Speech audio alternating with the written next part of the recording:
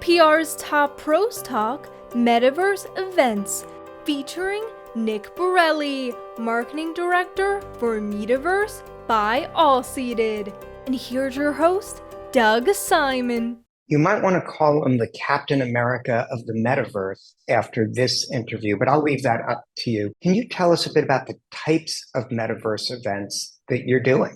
We're kind of really focused on business to business, which is a really broad umbrella, I'll grant you.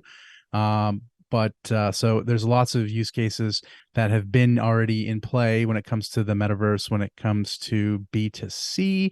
So we're squarely in the B2B world. And with that, we're looking at designed experiences for change. Now that's even broader, but let me get it down to more specifics. It usually ends up coming down into one of two, or more often than not, two categories: connections and education. So this is content and networking. We're actually working together on an event with OnStream, the Business Metaverse Conference, which is trying to do these types of things. When should companies not do a metaverse event? The only negative to a metaverse event, I think, is that it is maybe a lot for very simple needs. And if the needs are exclusively about the idea of downloading a new idea into someone's head, and they are a passive consumer of that idea, I think there's lots of really great broadcast technologies that exist that don't require the extra steps of a metaverse. And in those ways, I would say use those. Don't go to the metaverse if you don't need attendees to be giving as well as receiving. One of the things to consider that makes a metaverse event unique is the accessibility, both to the audience, who may be active participants, as well as the speakers who are active. They don't have to travel, they don't have to engage. It also opens it up for people for whom travel is great difficulty. Does that align with what you're thinking when you plan metaverse events? I honestly think it's one of the most impactful aspects of the metaverse. What we've had in the past, maybe let's say 5 or 6 years, is the onset of one-way digital communication that has enabled many more people to consume ideas, but they're actually not part of the community if they're not giving back. And there's people who have not been given the opportunity to contribute to a community, and communities mean anything as broad as, I mean, I use that term because it's the best umbrella. A dental association, a a B2C group, it doesn't matter, but any community has people with voices and opinions and passion and energy, and they want to give it. But there's a lot of friction when it comes to live events, and the friction could be getting in a plane. It could be physical limitations. It could be anxiety issues. All of these things are keeping great ideas, great minds, great voices out of the conversation. And anything that gives them the opportunity to share their voices makes a better community. Nick, what are the best ways to integrate video into a metaverse event?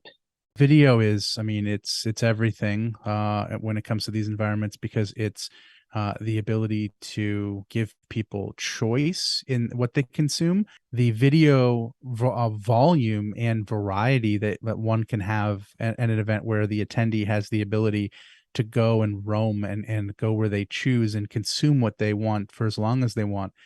That means that there's so many more options for hosting video, and that's great news when it comes to sponsors, because they have the ability to engage with people on demand at different aspects of the spaces. It's good news for presenters, because they can have supporting content that's available. Your mixture of live content and recorded content in a way that it doesn't really matter for the attendee. They get value at every step of the way they want, the value that they want specifically, which is very individualist. It makes the strategy around video content so much more chess than anything else, because you have you have to think kind of 3 steps ahead and think about the journeys of each type of attendee, each persona that you have, and there's just so much more that you can give them. And there's other places you can use that content. So that flexibility and capability to have concurrent voluminous amounts of content makes it so you're almost in a content library that's come alive. Two important pieces of a successful event are the ability for the participants and attendees to navigate around efficiently. And a second piece is for interaction. Let's take the navigation piece first. What are some of the key things that you look for when planning to make sure people can find their way around easily to where they want to be?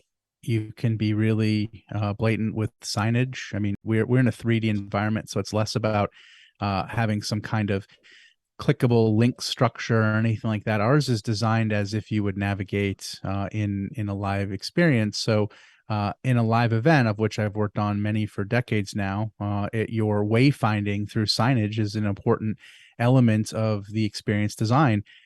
It's the same when it comes to the metaverse. You have things that are naturally put together. You design spaces that are open for serendipitous bumping into people, so you can kind of design for that human collision. And then you have prompts. One of the things that is the most interesting thing that I found since we've started doing these events 2 years ago now is the fact that people reference physical objects when they're making announcements organically. So I'll give you an example. Someone will say, immediately following our first presenter, you can go into the back of the room near the bar and start having conversations with people about this. And it's like, that's such human language in a digital platform. It's not click on the third box until you get, the drop down arrow. This is human stuff. We're getting back to this sense of presence that is just organic. And you can actually have a private conversation within this boisterous environment.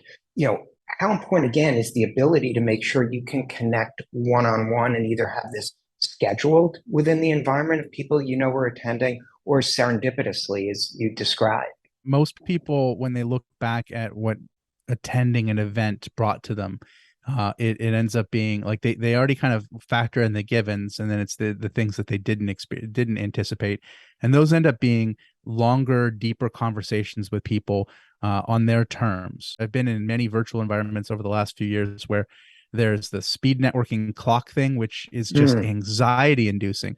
I'm having a conversation with someone I just met, and it's like, oh, I've got 30 seconds. Oh, I've got 20 seconds. Fortunately, I've been married. It'll be 31 years soon, so I don't have to worry about speed dating, but that's like a really stressful way. And then I've been in conversations where the back and forth is so amazing between two people I either respect or I've always wanted to talk to, and just being a fly on the wall for my professional development, I would argue, is probably some of the most profound steps that have taken place in my career, is just sitting, or standing next to giants and have these amazing conversations that they've invited me in. And I knew I was smart enough to know not to talk. And I gained so much insights from that. Those types of things happen in our platform pretty frequently. And in the event that we're working on, there's the breadth to do that. There is the time allotted for those things to happen. And that's a really important point you just mentioned about time allotted, giving people time, not only between sessions, but something that might be overlooked because it's sort of prosaic, is having content available as video on demand after. So if you get caught in a really fascinating conversation, or if you're partaking in a great conversation, you don't say, shoot, I have to get to the start of the meeting, because you can actually revisit it later. I think anything, as we want to leave our audience with thoughts, anything you can think of, like final thought, like if there's one or two tips, if they're considering an event in the metaverse that includes participants engaging, includes panels and video content, can include multiple tracks, what would you suggest to people? This type of platform is attractive to people who are enthusiastic, which is like, what does that mean? There's certain industries, there's certain actually I take that back. There's people who are enthusiastic about everything. It's really finding those people within your community. They exist. Whether I was about to give you some examples of boring things, but I bet you there's people who are super enthusiastic about things that I would say are boring. Find those people, because how you build your event should really have as many amount of people that you can sprinkle throughout it who are high energy, because the idea that we're breaking people out of the mold of is that digital events all have to be passive consumption, but in fact they can be engaging, and sometimes that takes a little bit of work to break people out of their shells. It takes moderation. It takes people who have those traditional host-like abilities to like bring it out in people. Find your enthusiastic, high energy people, and not only have them, or maybe not even have them at a podium, but have them intermingled within conversations and sort of social butterflying.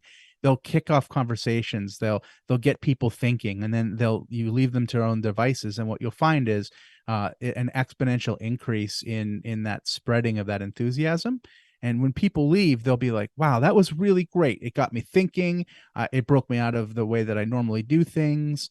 And everything about these types of platforms are really about that. It's about years and years of content consumption being the only way that we get our information and engage with people digitally. And now it's asking you to give as well. And if you can get people over that hump, then they're hooked. Then they're with whatever your goal of your event is. Like now you have not only someone who is had their behavior changed, but potentially they're a change agent themselves because they've been activated. That's the best thing an event can be. I mean, changing behavior is like the point of an event. If an event doesn't change Right. behavior, it's not really an event. But Right. creating a change agent, now that's next level. This is going to be great to create some change agents as well as really move the process forward, a great awakening for a lot of people. It's such a pleasure to be working with you. And Yeah, thanks so much for spending time with us. Thank you.